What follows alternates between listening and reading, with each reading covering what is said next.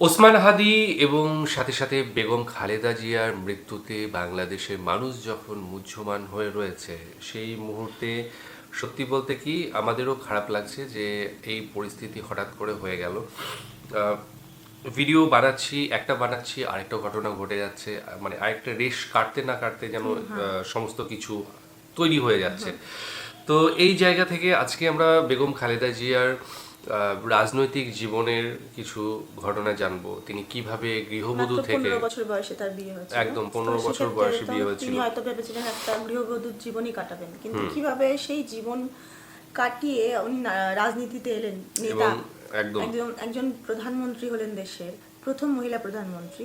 তো সেই নিয়েই আজকের ভিডিওটা আমরা দেখব।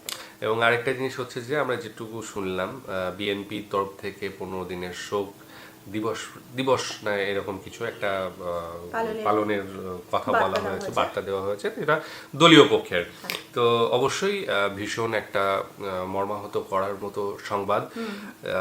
একজন বিরাট দারুণ মাপের নেত্রী ছিলেন, সাথে তার যে সমস্ত কথাবার্তা ছিল, তার বক্তব্যগুলো ছিল অসাধারণ, এবং তার যে দেশের প্রতি, তার মাটির প্রতি, তার মানুষের প্রতি যে টান, সেটা তার বক্তব্যের মধ্যে প্রকাশ পেয়ে যেত। যাই হোক, ভিডিওটা আগে দেখে নিই, তারপরে আরো কথা হবে।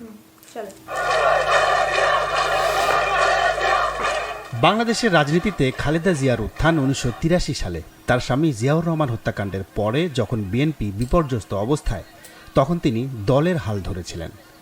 রাজনীতিতে আসার আগ পর্যন্ত খালেদা জিয়া ছিলেন একজন গৃহবধূ, কিন্তু গৃহবধূ থেকে রাজনীতিতে নেমে মাত্র 10 বছরের মধ্যেই বিএনপিকে ক্ষমতায় নিতে পেরেছিলেন তিনি।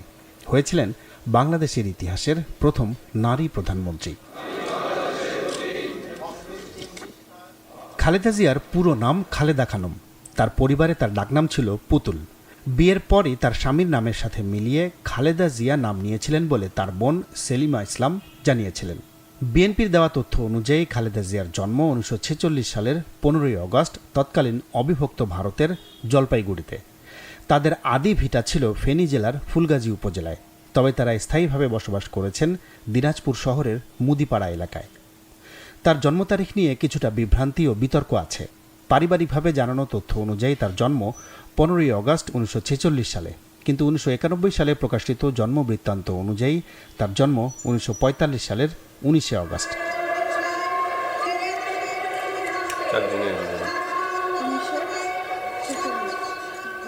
সেনাবাহিনীর ক্যাপ্টেন জিয়াউর রহমানের সঙ্গে খালেদা জিয়ার বিয়ে হয় 1960 সালে।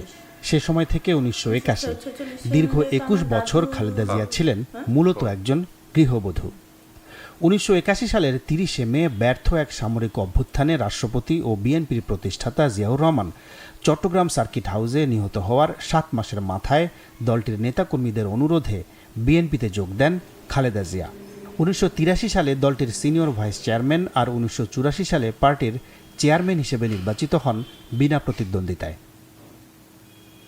সেই সময় রাষ্ট্র ক্ষমতায় জেনারেল এরশাদ। ক্ষমতাচ্যুত বিএনপি তখন অভ্যন্তরীণ কোন্দল এবং বিভিন্ন স্তরের নেতাদের দলত্যাগে চরমভাবে বিপর্যস্ত।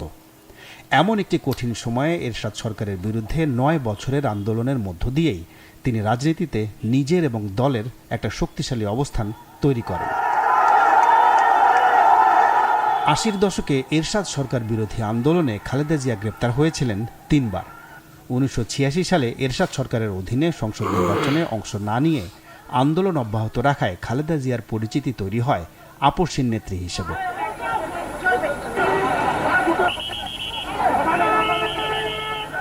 1990 সালের ডিসেম্বর মাসে বাংলাদেশের রাজনৈতিক দলগুলোর সম্মিলিত আন্দোলনে জেনারেল এরশাদের পতন ঘটে। 1991 সালের ফেব্রুয়ারি মাসে যে নির্বাচন হয়, তাতে জয়ী হয়ে ক্ষমতায় আসে বিএনপি। খালেদা জিয়া গড়েন বাংলাদেশের প্রথম নারী প্রধানমন্ত্রী হওয়ার ইতিহাস। নির্বাচনে খালেদা জিয়া 5টি আসনে প্রতিদ্বন্দ্বিতা করে সবকটি আসনেই নির্বাচিত হয়েছিলেন।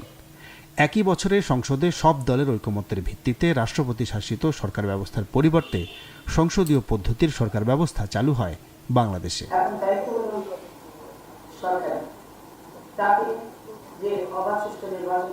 খালেদা জিয়ার নেতৃত্বে বিএনপির এই প্রথম সরকারের শেষ দিকে সাধারণ নির্বাচন পরিচালনার জন্য তত্ত্বাবধায়ক সরকারের দাবিতে আন্দোলন গড়ে তুলেছিল আওয়ামী লীগ সহ বিভিন্ন রাজনৈতিক দল। সেই আন্দোলনের মুখে 1996 সালের 15 ফেব্রুয়ারি একটি বিতর্কিত নির্বাচনের মাধ্যমে খালেদা জিয়া আবার প্রধানমন্ত্রী হয়েছিলেন। তবে এই সংসদে তত্ত্বাবধায়ক সরকার ব্যবস্থা চালু করে নির্বাচন পরিচালনার জন্য সেই সরকারের কাছে ক্ষমতা হস্তান্তর করেন খালেদা জিয়া। এরপর 1996 সালের নির্বাচনে তার দল পরাজিত হলে তিনি সংসদে বিরোধী দলীয় নেতার আসনে বসেছিলেন।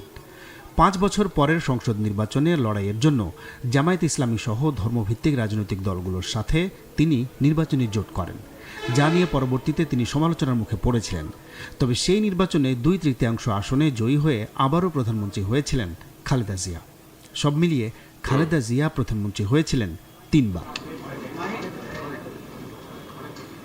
2007 সালে 111 নামে পরিচিত সেনা সমর্থিত তত্ত্বাবধায়ক সরকার গঠিত হলে অন্য অনেক রাজনৈতিক দল ও নেতার মতোই খালেদা জিয়া ও তার দল বিএনপিও ব্যাপক চাপের মুখে পড়ে।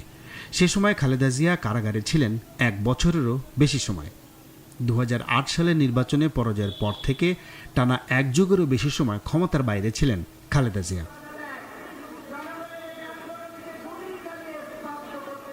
আওয়ামী লীগ সরকার 2011 সালে তত্ত্বাবধায়ক সরকার ব্যবস্থা বাতিল করলে খালেদা জিয়া বিএনপি সহ তাদের জোটের নেতৃত্ব দিয়ে তত্ত্বাবধায়ক সরকার ব্যবস্থা ফিরিয়ে আনার দাবিতে আন্দোলনে নেমেছিলেন। তাতে সফলতা আসেনি। তখন 2014 সালে নির্বাচন বর্জন করার পর সেই সংসদে বিএনপির প্রতিনিধিত্ব ছিল না। এরপর দীর্ঘ সময় ক্ষমতার বাইরে থেকে তাকে জেলেও যেতে হয়। 2018 সালে জিয়া অরফানেজ ট্রাস্ট ও জিয়া চ্যারিটেবল ট্রাস্ট দুর্নীতি মামলায় তিনি দোষী সাব্যস্ত হন। তাকে 10 বছরের কারাদণ্ড দেয়া হয়। তবে 2 বছরের বেশি সময় জেলে থাকার পর অসুস্থতার কারণে আওয়ামী লীগ সরকারের নির্বাহী আদেশে বিভিন্ন শর্তে মুক্তি পেয়েছিলেন তিনি। শর্তগুলো ছিল, এই সময়ে তার ঢাকায় নিজের বাসায় থাকতে হবে এবং তিনি বিদেশে যেতে পারবেন না। পরবর্তীকালে কয়েক দফায় তার সেই মুক্তির মেয়াদ বৃদ্ধি করা হয়। এরপর খালেদা জিয়া দৃশ্যমান কোনো রাজনৈতিক কর্মকাণ্ডে অংশ নেননি। গুলশানের বাসভবনে অসুস্থ হয়ে পড়লে খালেদা জিয়াকে একাধিকবার হাসপাতালে ভর্তি করা হয়েছিল। ঢাকায় নিজের বাসায় থাকা অবস্থাতেই 2021 সালের মে মাসে করোনায় আক্রান্ত হয়ে চিকিৎসা নেন তিনি। তখনও শ্বাসকষ্টে ভোগার কারণে তাকে করোনারি কেয়ার ইউনিটে থেকে চিকিৎসা নিতে হয়েছিল। এক পর্যায়ে চিকিৎসকরা জানান তিনি লিভার সিরোসিসে ভুগছেন। এছাড়া তার ডায়াবেটিস, আর্থ্রাইটিস, কিডনি ও হৃদরোগের জটিল সমস্যা ছিল। বিদেশে উন্নত চিকিৎসার জন্য খালেদা জিয়ার পরিবারের সদস্যরা একাধিকবার আবেদন করলেও সরকারের পক্ষ থেকে বলা হয়েছিল সাজাপ্রাপ্ত আসামি হওয়ায় আইনগত কারণে এক্ষেত্রে সরকারের কিছু করার নেই। পরে 2024 সালের জুনে তার হৃৎপিণ্ডে পেসমেকার বসানো হয়। গত বছরের 5ই অগাস্ট ছাত্র জনতার গণ অভ্যুত্থানের মুখে শেখ হাসিনা ক্ষমতাচ্যুত হয়ে ভারতে পালিয়ে যাওয়ার পর রাষ্ট্রপতির নির্বাহী আদেশে মুক্তি পান খালেদা জিয়া। এরপর চলতি বছরের জানুয়ারিতে চিকিৎসার জন্য তিনি লন্ডন গিয়েছিলেন। লন্ডনে 4 মাস থেকে দেশে ফেরার পরেও খালেদা জিয়াকে কয়েকবার হাসপাতালে যেতে হয়েছে। তবে তার শারীরিক অবস্থা স্থিতিশীল হওয়ার পর তিনি গুলশানের বাসাতেই অবস্থান করছিলেন। এই সময় তাকে সীমিত পরিসরে দলের রাজনৈতিক কর্মকাণ্ড এবং রাষ্ট্রীয় ও কূটনৈতিক অনুষ্ঠানে যোগ দিতে দেখা গেছে। সবশেষ 21 নভেম্বর সশস্ত্র বাহিনী দিবসের অনুষ্ঠানে যোগ দিতে রওনা দিয়ে গাড়িতে উঠেই অস্বস্তি বোধ করছিলেন তিনি। পরে শ্বাসকষ্ট হলে 22 নভেম্বর তাকে জরুরি ভিত্তিতে হাসপাতালে নেওয়া হয়। বিশ্লেষকরা মনে করেন 90-এর দশক থেকে দীর্ঘ সময় বাংলাদেশের রাজনীতি মূলত খালেদা জিয়া এবং শেখ হাসিনাকে ঘিরে আবর্তিত হয়েছে। বয়স ও অসুস্থতার কারণে খালেদা জিয়া দীর্ঘ সময় নিষ্ক্রিয় থাকলেও 5ই অগাস্ট পরবর্তী সময়ে বাংলাদেশে সক্রিয় রাজনৈতিক দলগুলোর মধ্যে আন্দোলনের ভূমিকা নিয়ে মতপার্থক্য দেখা গেলেও খালেদা জিয়াকে আন্দোলনে যুক্ত সব পক্ষই সম্মানের চোখে দেখেছে। দলের ভেতরে বিএনপি তাকে রাজনৈতিক অভিভাবক হিসেবেই সামনে এনেছে সবসময়। সবশেষ নভেম্বরের শুরুতে যখন ত্রয়োদশ জাতীয় সংসদ নির্বাচনের জন্য দলের মনোনয়ন ঘোষণা করা হয়, খালেদা জিয়ার নেতৃত্বেই বিএনপি নির্বাচনে যাওয়ার ঘোষণা দেয়। সেই সময় নির্বাচনে 3টি আসনে খালেদা জিয়ার প্রার্থিতার কথাও জানিয়েছিল তার দল বিএনপি। বেগম খালেদা জিয়ার যে রাজনৈতিক জীবন সেটা 1982 থেকে শুরু হয়েছিল এবং তারপরে চলেছিল বেশ কয়েক বছর। 90-এর দশকে তো প্রথম তিনি প্রধানমন্ত্রী হয়ে যান, তো তাও আর মহিলা প্রধানমন্ত্রী। তো রাজনৈতিক ক্যারিয়ারে বিভিন্ন সময়ে বিভিন্ন রকম উত্থান পতন ঘটেছে, তবু মানুষের প্রতি ভালোবাসা এবং মানুষের প্রতি বিশ্বাস সেই জিনিসটা তার কাছে ছিল এবং বারবার মানুষ কিন্তু তাকে ফিরিয়ে এনেছে।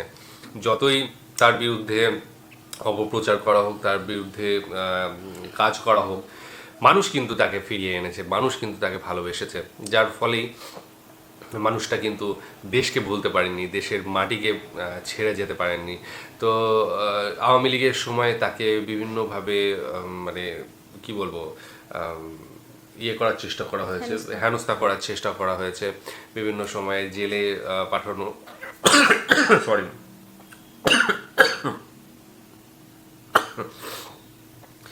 তো বিভিন্নভাবে হেনস্থা করার সাথে সাথে বিভিন্নভাবে তাকে কিভাবে মানুষের কাছে ছোট করা যায় সেই জিনিসটা চেষ্টা করা হয়েছে, তাকে জেলে পাঠানো হয়েছে।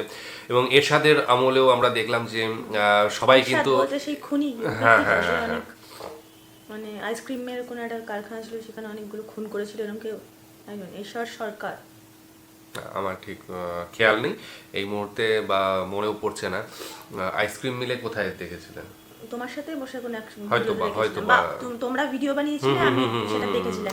হতে পারে, কারণ বাংলাদেশের রাজনীতি নিয়ে অনেক ঘটনা ঘটে গিয়েছে এবং সেই ঘটনাগুলো কিন্তু দেখেছি, অথবা তোমরা ভিডিও বানিয়েছিলে সেটা আমি দেখেছি। হতে পারে, কারণ হচ্ছে সব মনে রাখা সম্ভব হয় না, তবে যেগুলো কিছু কিছু জিনিস মনে থাকে সেগুলো হঠাৎ করে মানে ক্লিক করে মাথায়, ব্রেনে, যেমন ওর করেছে, আমার করেনি, কিন্তু এই ঘটনাগুলো ঘটেই গিয়েছে।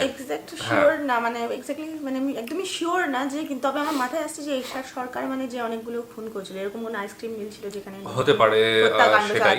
এবং এক সময় দেখা গিয়েছে যে মানে সব দল মোটামুটি আওয়ামী লীগ, বিএনপি সবাই কিন্তু একসাথে এর বিরোধিতা করেছিল এবং যার ফলে এরশাদের পতন ঘটে।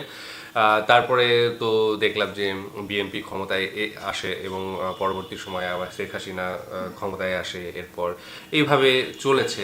একটা সময় অসুস্থ হয়ে পড়েছিলেন সে খালেদা জিয়া এবং তাকে গৃহবন্দীও করা হয়েছিল বিভিন্ন সময়ে, দেখেছি। মানে জেলে থাকাকালীনও তাকে ডাক্তার দেখানোর জন্য অনুমতি নিতে হয়েছে তাকে।